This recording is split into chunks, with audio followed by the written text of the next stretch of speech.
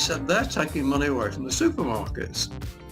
And I said, yeah, but they won't keep taking it away. And she said, why? And I said, well, because they will not do the most important thing that they should do now, and the most important thing just about anybody should do most of the time.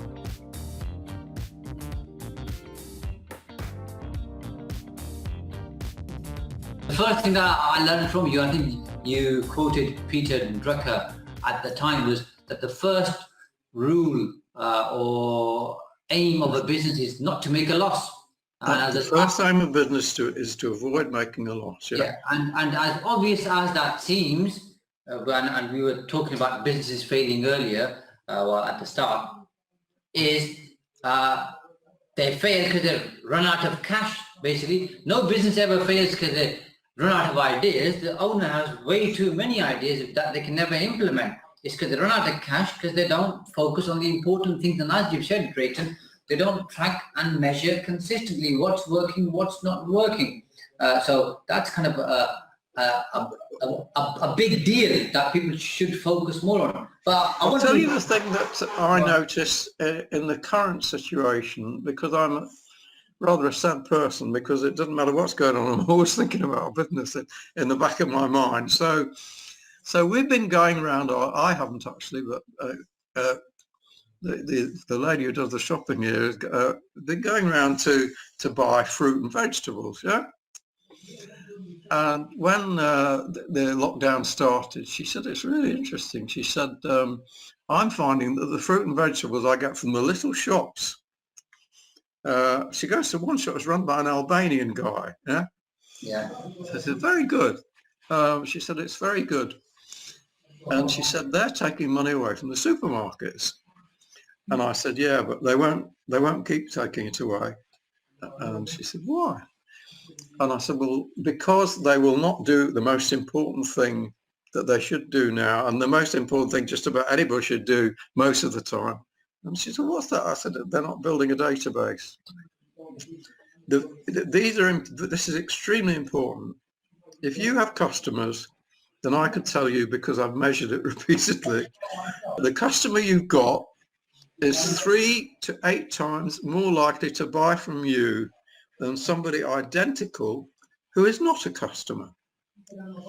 And this means that other than what you sell, the most valuable thing in your business is your database. I always remember when when I was handling the American Express account around the world, they asked me to talk in New York to all their top bananas.